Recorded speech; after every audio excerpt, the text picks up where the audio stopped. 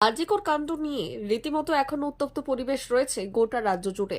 সমাজের বিভিন্ন শ্রেণীর মানুষজন যেমন মোমবাতি মিছিল, প্রতিবাদ মিছিল, ছবি এঁকে গান গেয়ে প্রতিবাদ করেছে, ঠিক তেমনি রাজনৈতিক দলগুলো একের পর এক ছাত্র ধর্মঘট মিছিল করে প্রতিবাদ করেছেন।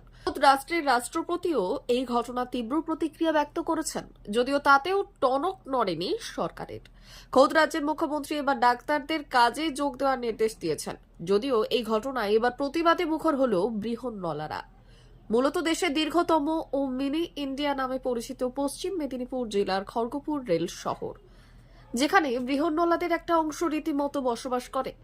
এদিন তারা আরজিকর কাণ্ডের প্রতিবাদে ও ন্যায় বিচারের সঙ্গে দোষীদের শাস্তির দাবিতে পথে নামল। বৃহস্পতিবার দুপুর নাগাদ খড়গপুর শহরের খড়িদা থেকে মালঞ্চা অতুলমণি বিদ্যালয় পর্যন্ত প্রায় 3 কিলোমিটার হেঁটে প্রতিবাদ মিছিল করে। এই দিন তারা মিছিল থেকে যেমন তারা ন্যায় বিচার ও দোষীদের শাস্তির দাবি তোলেন, পাশাপাশি দোষীরা শাস্তি না পেলে এবং আরজিকর কাণ্ডের সুবিচার না হলে তাদের যে আন্দোলন তা চলতে থাকবে তারও স্লোগান দিলেন। তাদের মিছিল থেকে হুঁশিয়ারি, বৃহত্তর আন্দোলন হবে আগামী দিনে।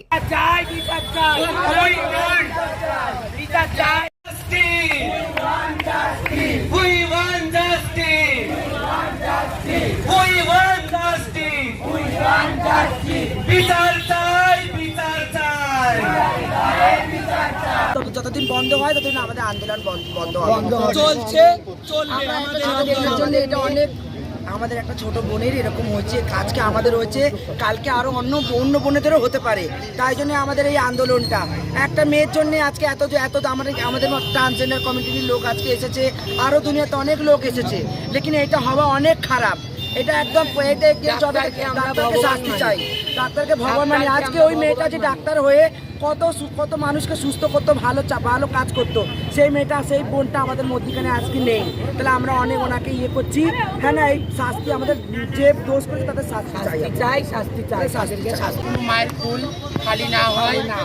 আমরা সেটা চাইছি যারা দোষী আছে সবাইকে অ্যারেস্ট করা হোক, আর যত মেয়েরা আছে সবাইকে চাই সরকারের কাছে একটা আবেদন, সবাইকে সুরক্ষিত রাখবেন।